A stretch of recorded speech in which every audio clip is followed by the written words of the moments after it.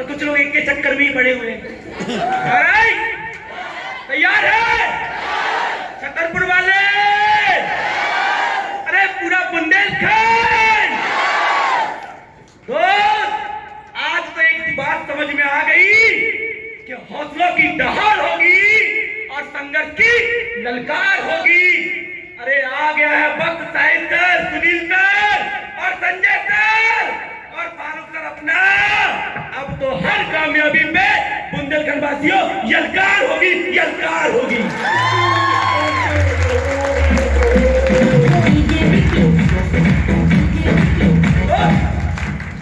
वही पुराना नाम, वही पुराना नाम, बस लेवल बदला है, नाम नहीं बदला है।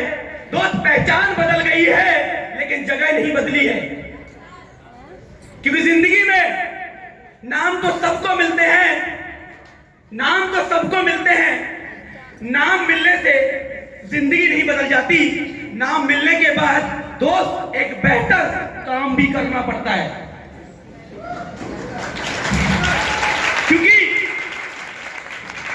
कहते हैं कि सलमान खान नाम रखने से कोई सलमान खान नहीं बनता, कोई सुनील शेट्टी नाम रखने से सुनील शेट्टी नहीं बनता, और कोई माननीय प्रधानमंत्री नरेंद्र मोदी नाम रखने से नरेंद्र मोदी नहीं बनता। दोस्त उसके लिए सबको लड़ना पड़ता है।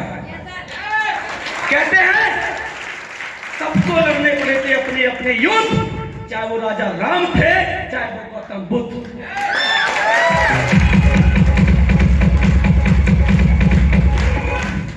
कामयाबी खैरात में नहीं मिलती है दोस्त, उसके लिए बातों से नहीं रातों से भी लड़ना पड़ता है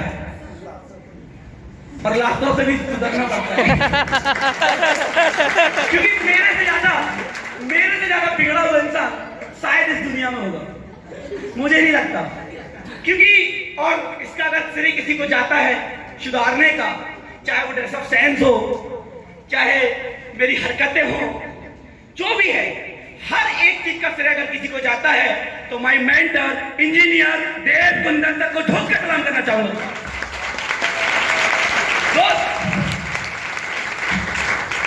क्योंकि इससे पहले मुझे कुछ भी पता नहीं था, इस अपॉर्चुनिटी से पहले और इस सिस्टम से पहले मुझे कुछ भी पता नहीं था। मैं कुछ नहीं जानता था, बस इतना जानता था कि सुबह से लेकर शाम तक काम करो और पैसे कमाओ और घर पे जाके रात में आराम करो, बस इतना पता था। मतलब जिंदगी जीने के मायने भी पते नहीं थे। दोस्त आज इस दुनिया में पैदा होना बड़ी बात नहीं है, लेकिन पैदा होने के बाद कुछ कर जाना ये सबसे बड़ी बात है। तो कुछ भी पता नहीं था जिंदगी में कुछ भी नहीं पता था कि क्या चलेगा और क्या होगा जिंदगी में, कुछ भी पता नहीं था। लेकिन थैंक करना चाहूंगा my great apply mister Shahid Khan sir, जिनकी वजह से पता तो छोड़ो, अरे लोगों को यह पता चल गया है कि ये नेटवर्कर है।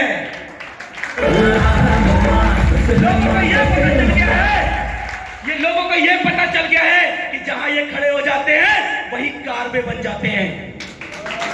तो दोस्त let me introduce my self Mohammad Farooq.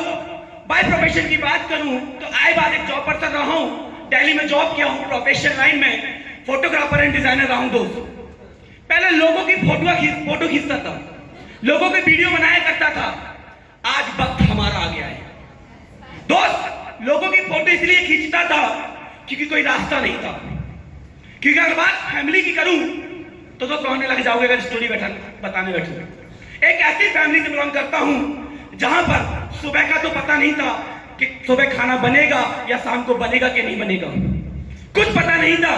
पापा जी लेबर वर्क काम करते हैं, कुछ पता नहीं था। लेकिन दोस्त मुझे एक बात पता चल गई थी बचपन से कि पापा तो जिंदगी में कुछ नहीं कर पाए, कम से कम मेरे को जन्म दिए, तो इस जन्म को एक अच्छा जन्म बना के जाऊंगा। दोस्त कुछ भी पता नहीं था, लेकिन पढ़ाई मेरी चल रही थी। जब पढ़ाई चल रही थी तो उसी पढ़ाई के टाइम पे दोस्त कुछ छोटे मोटे काम करना शुरुआत किए, कुछ छोटे मोटे कामों में हाथ डालना स्टार्ट किया कि चलो कुछ ना कुछ तो आमदनी होगी और अपनी पढ़ाई को कर पाऊंगा। लेकिन उतना पैसा नहीं हो पा रहा था जिससे अपनी स्टडी को कर पाऊं। और 2010 में अपनी स्टडी को ड्रॉप करके और 2010 के बाद एक डिसीजन लिया कि अगर कुछ करना है तो जिंदगी में बड़ा करना है। और बड़ा करने की चाह में दोस्त मैंने डिसीजन लिया प्रोफेशन फोटोग्राफी का। और उस समय 1 से 2 साल छतरपुर के अंदर वर्क किया।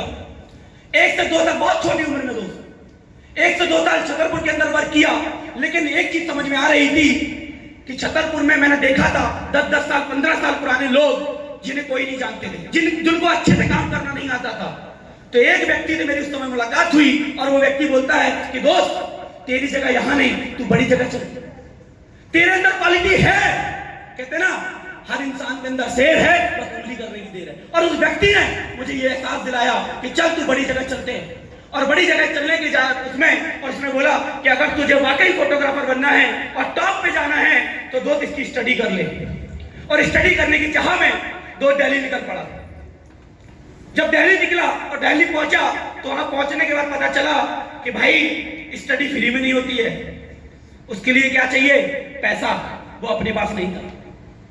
दोस्त सपने तो बड़े थे, सारे के सारे धरे रह गए वहां पर। क्योंकि दोस्त कहते हैं बाप बड़ा ना भैया, सबसे बड़ा रुपया। जब पैसा पास होता है तो सब रिश्ते खास हो जाते हैं, लेकिन पैसा पास भी तो कोई नहीं होता। उस समय कुछ लोगों को कॉल किए, किसी ने पैसे नहीं दिए। पहले भी किसी ने पैसे नहीं दिए, क्योंकि फीस जो थी 1 लाख रुपए थी सर, फोटोग्राफर बनने के, सीखने के लिए, बेस्ट फोटोग्राफर बनने के लिए। समझ में आ गया यार पैसा नहीं है, एक काम करते हैं, कोई काम पकड़ते हैं। तो दिल्ली में जिस बंदे के साथ गया था उस व्यक्ति ने अपने एक फैमिली के रिलेटेड व्यक्ति के साथ मुझे फोटोग्राफी ज्वाइन करवाया। और वो व्यक्ति ऑलरेडी फोटोग्राफी सीख रखा था और उसके साथ फोटोग्राफी सीखा और सीखा। लगभग 4 से 5 साल दिल्ली के अंदर फोटोग्राफी की और 4 से 5 साल के अंदर दोस्त 20 से 22 हजार रुपए कमाने लगा था। 20 से 22 हजार रुपए कमाने के बाद समझ में आ गया था यहां से भी कुछ नहीं होना है।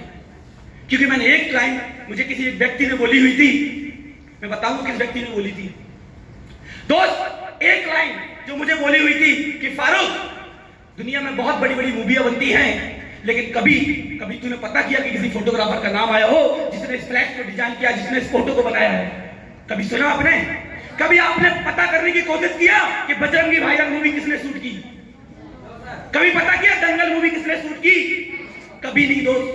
क्योंकि कोई भी व्यक्ति बैक स्टेज वाले को कोई पता नहीं करता है। जैसे रेमो डिसूजा का हाल था, कोई नहीं जानता था उसको, जब वो फ्रंट में आया तो आज पूरी दुनिया जानती है दोस्त। तो मुझे ये बात एक व्यक्ति ने समझाई और वो कोई और नहीं, my great mentor engineer Dev Kundan sir. उन्होंने ये बात समझाई कि फारूक, फोटोग्राफी करके तू लोगों की तो जिंदगी बना सकता है, लोगों के तो एल्बम बना सकता है। क्या कभी तेरी जिंदगी में ऐसा दिन आएगा कि लोग तेरा एल्बम बनाए?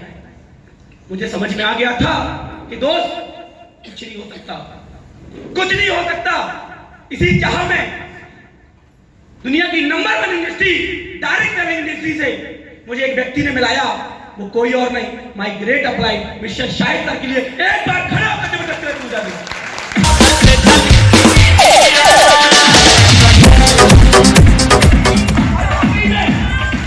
बाकी में दोस्त जिस दिन मैं चला हूं मंजिल की तरफ, कभी पीछे मुड़ के नहीं देखा मेरे दोस्त। क्योंकि मुझे पता है लोग कहते हैं ये मुश्किल काम है और मैं कहता हूं हाँ, मुश्किल काम करने के लिए मैं तैयार हूं, क्योंकि आसान काम करने के लिए मैं पैदा नहीं हुआ।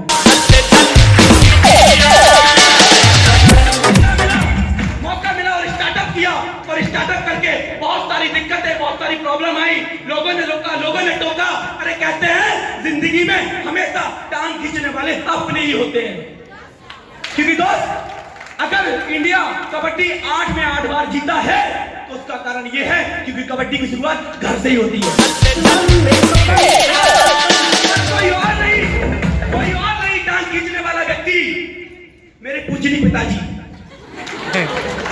जिन्होंने मेरी टांग खींची और कहा ये तू तेरे बस का नहीं है, तू फालतू के चक्कर में मत पड़, साहिब के चक्कर में मत पड़, वो तो बिजनेसमैन है। अरे उसके पास तो लाखों आता है, तू क्यों अपनी जिंदगी बर्बाद कर रहा है? 20-25 हजार कमा रहा, वही कमा। लेकिन दोस्त मैंने जिंदगी में एक चीज सोच ली थी कि कुछ करना है तो खुद डिसीजन लेना है। अगर बापू कुछ डिसीजन लिया होता तो आज तुझे डिसीजन लेने की जरूरत नहीं पड़ती। क्योंकि आज मुझे डिसीजन लेना पड़ेगा। सही है गलत? अगर आप डिसीजन नहीं लेते हो तो आने वाले बच्चे को डिसीजन लेना पड़ेगा, और आने वाले बच्चे डिसीजन नहीं लेगा तो आने वाले संतान को डिसीजन लेना पड़ेगा। किसी को तो लेना पड़ेगा, किसी को तो लेना पड़ेगा। और डिसीजन लिया, 6 महीने पापा जी मेरे से बात नहीं किए, 6 महीने, और 6 महीने अगर किसी व्यक्ति ने सपोर्ट किया, चाहे वो मनी हो चाहे हनी हो, हर चीज से सपोर्ट किया, फिर भी थैंक करना चाहूंगा मिस्टर साहिल सर।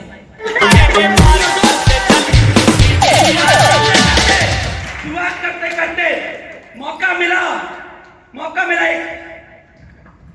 एक अपॉर्चुनिटी कैसी थी बताता हूं दोस्त। वो अपॉर्चुनिटी थी इंजीनियर देवकुंदन सर ने एक बात बोली थी, देखते तो मालूम कितना दम है, और ये बात मैं आज बोल रहा हूं दोस्त, और ये सही बोला था सर ने।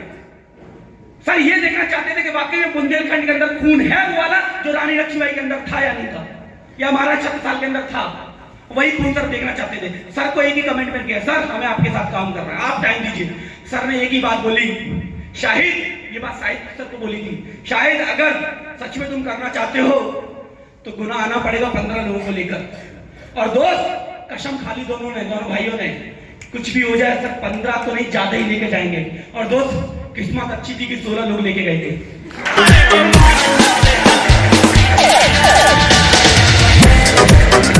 अरे 16 तो गए थे और रिटर्न में 17 आए थे। और वो इंजीनियर देवकुंदन सर जब पहली बार छतरपुर और बुंदेलखंड की धरती पे जब हम लोगों को सपोर्ट करने के लिए आए थे लोग,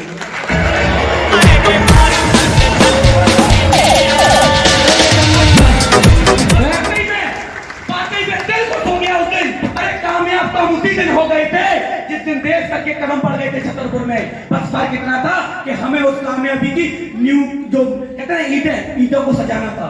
और आज ईंटें सजाते सजाते तो अगर नेटवर्क की बात करूं तो आज 3800 लोगों का नेटवर्क लेके आपके सामने खड़ा हूं।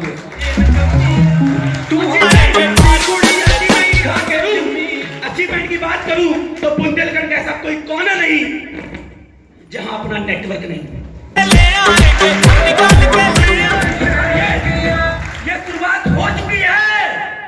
ये शुरुआत हो चुकी है दोस्त। अब देखते हैं कितने हमारे साथ खड़े हैं, क्योंकि शुरुआत में हमेशा लोग अकेले होते हैं और दोस्त कामयाबी में पूरी दुनिया साथ होती है।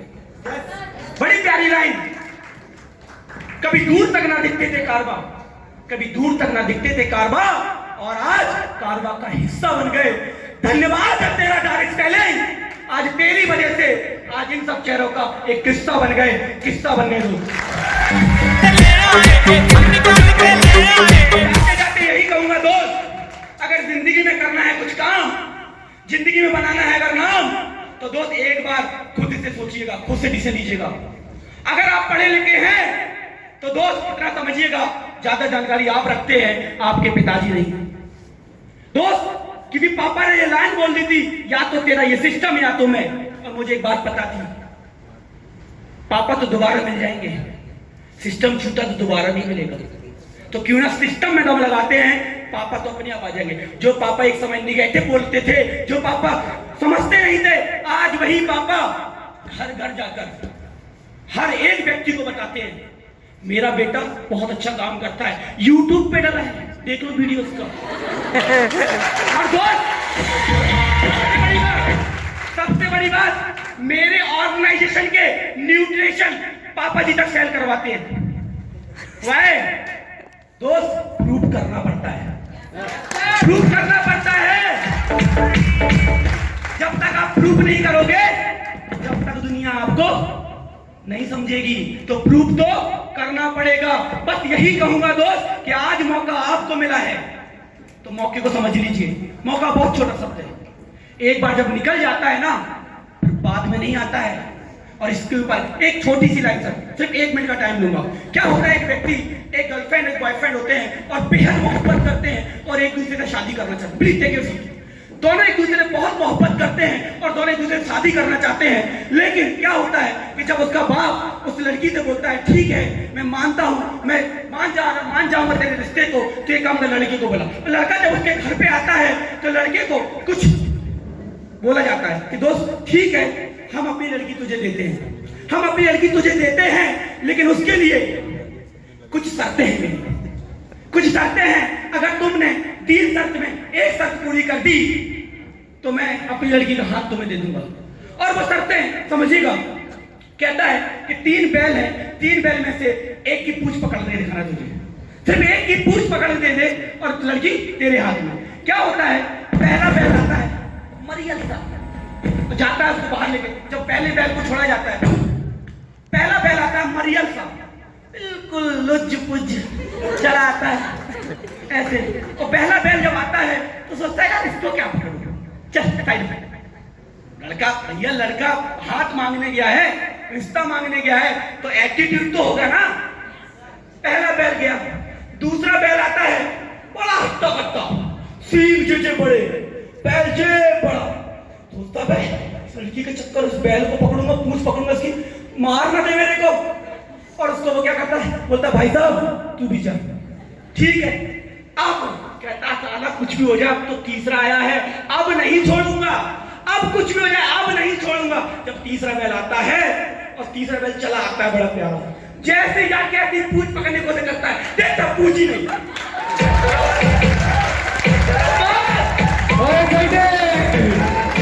लोगों को लगता है कि मौके बार बार मिलते हैं, अरे भूल जाओ मेरे दोस्त, मौके बार बार नहीं मिलते, बैल की तरह किसी की पूंछ भी नहीं मिलेगी। तो बस यही कहूंगा कि डिसीजन लीजिए और मिलकर शुरुआत कीजिए।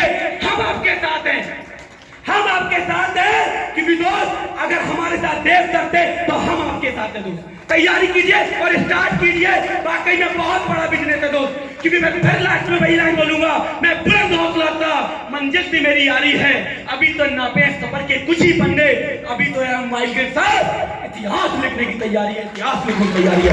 थैंक यू, जय भाई, जय अपराध, जय